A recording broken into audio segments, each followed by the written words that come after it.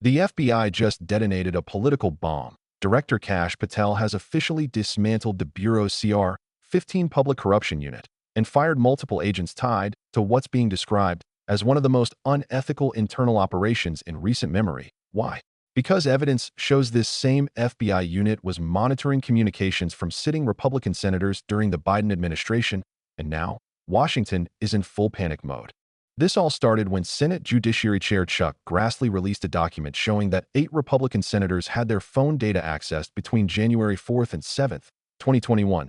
The list includes big names: Lindsey Graham, Josh Hawley, Ron Johnson, Marsha Blackburn, Bill Hagerty, Cynthia Lummis, Tommy Tuberville, and Dan Sullivan. Even Representative Mike Kelly was included. Now, the FBI insists this wasn't wiretapping, just tolling data, meaning call logs, times, and location metadata. But let's be honest, that's still surveillance, and the fact it was happening to elected senators makes it explosive. Once this became public, Patel's team moved fast, announcing that CR-15 was being shut down entirely, and several agents were terminated. At least 3 of them reportedly worked with special counsel Jack Smith on Trump-related investigations. Patel framed it as cleaning house, saying this was about restoring trust and ending the era of weaponized law enforcement. In his own words, quote, "We will no longer tolerate FBI units acting as political tools." That statement alone sent Washington into overdrive, because if true, it suggests a quiet civil war inside America's top law enforcement agency. Now here's where it gets uncomfortable. For years, critics on the right accused the FBI of bias, of going after conservatives while protecting political allies. Those claims were often dismissed as conspiracy. But now, you've got the Bureau itself confirming the termination of agents for misconduct, and a disbanded corruption unit that apparently wasn't just corrupting criminals, but targeting Congress itself. Think about that.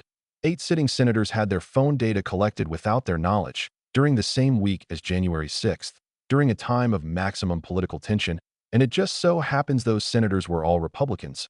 This isn't coincidence. This is pattern. And yet, the mainstream media response has been muted. When Trump's DOJ was accused of overreach, every outlet screamed authoritarianism. But when the Biden-era FBI gets caught poking around senators' data, it's called routine data access. The double standard couldn't be louder. One side's abuse of power is the other side's investigative necessity. And this is exactly why Americans no longer trust these institutions. The political right isn't letting this slide. The Virginia GOP just pumped over $1.5 million into Lieutenant Governor Winsome Earl-Sears' campaign, citing the J. Jones text scandal and the FBI revelations as proof that corruption runs deep. They're framing it as a full-on reckoning. If Patel's moves continue, this could trigger a chain reaction across the intelligence and justice community, because once you admit surveillance on elected officials happened, every American starts wondering, if they can do that to senators, what can't they do to you?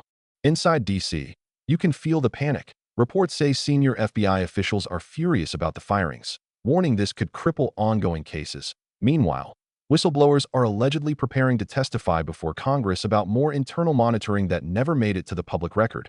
In other words, CR-15 might just be the beginning, the first domino to fall, and Kash Patel, once a Trump ally, is now being branded either a hero or a heretic. To some, he's cleaning house. To others, he's dismantling the Bureau for politics. Either way, he's shaking one of America's most powerful institutions to its core. From an outsider's perspective, this isn't about left or right. It's about the fundamental abuse of power. If agencies meant to protect democracy start targeting the people elected to represent it, then democracy itself becomes a tool, not a principle. The same media that screams about threats to institutions is silent when those institutions threaten the public, and that silence speaks volumes. This story isn't over. The fallout from CR-15 could reshape the FBI or destroy what little trust remains in it, because the truth is, corruption isn't partisan, it's systemic. And until that system is rebuilt from the ground up, these scandals won't stop. I'm not here to defend or attack any side. I'm here to question why the people in power always seem to live by a different set of rules. And if you believe in truth, transparency, and accountability, subscribe for more, because this is Outsider's Take.